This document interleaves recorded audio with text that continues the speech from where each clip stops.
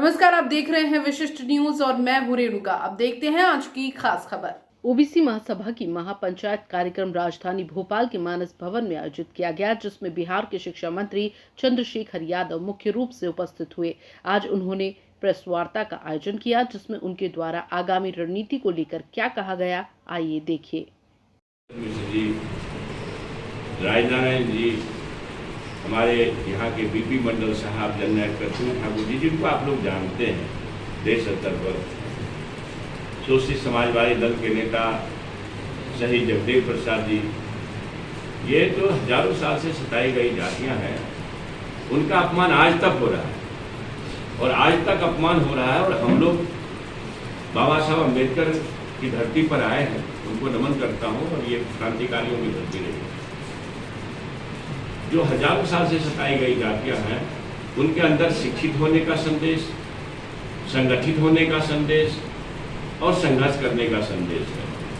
कुछ हद तक हम लोग शिक्षित हो भी गए, बहुत ज़्यादा तो नहीं हुए हैं, लेकिन कुछ हद तक शिक्षित हो भी गए, मगर संगठित नहीं है देश स्तर पर।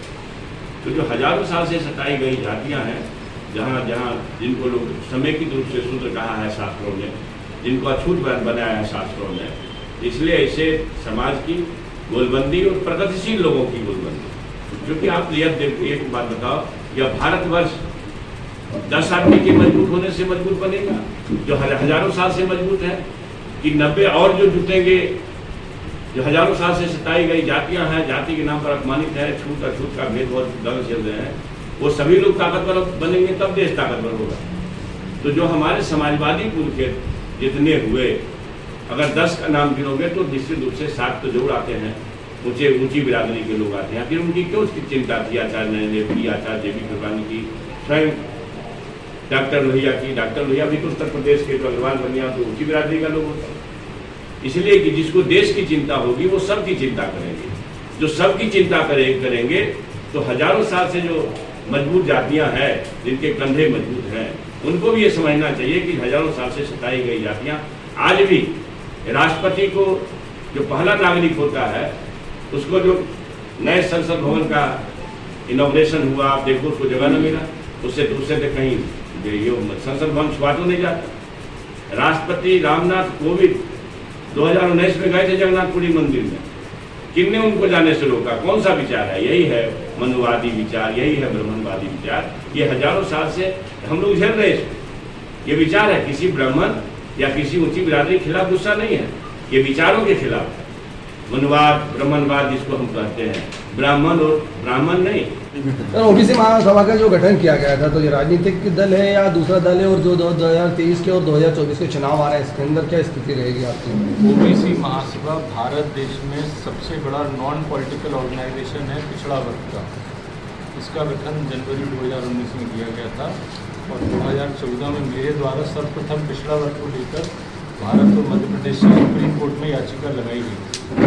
सर, ओबीसी महासभा के बहुत एक संगठन है जी, पहले से कार्यरत हैं जी। तो ये संगठन उन संगठन को ओबीसी महासभा के नाम से कार्यरत नहीं है। पिछड़ा वर्ग को लेकर बहुत सारे संगठन कार्यरत थे, हैं और रहेंगे, परंतु ओबीसी महासभा जो है वो राष्ट्र स्तर पर राष्ट्रव्यापी है।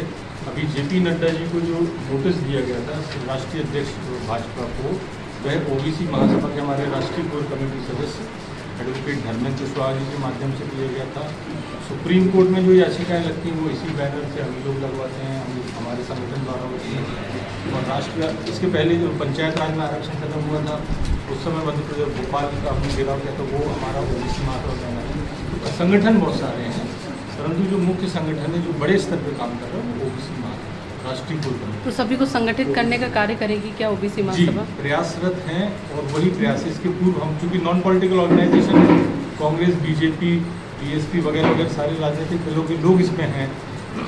विगत हमारे कार्यक्रमों में समाजवादी पार्टी और आपकी कांग्रेस, बीजेपी सारे नेता आए हुए हैं। जो ओबीसी वर्ग से है वो हमारा सदस्य है, चाहे वो किसी भी पार्टी। इसमें SC ST की भी भागीदारी रहेगी क्या? बिल्कुल भागीदारी है, क्योंकि हम लोग ST SC और ओबीसी के जो संवैधानिक अधिकार है, जैसे ST SC को प्राइवेट सेक्टर और करके नेशनलाइजेशन खत्म करके उनके अधिकार मारे जा रहे हैं, तो उसको लेकर ओबीसी महासभा बहुत ज़्यादा संजीदा है।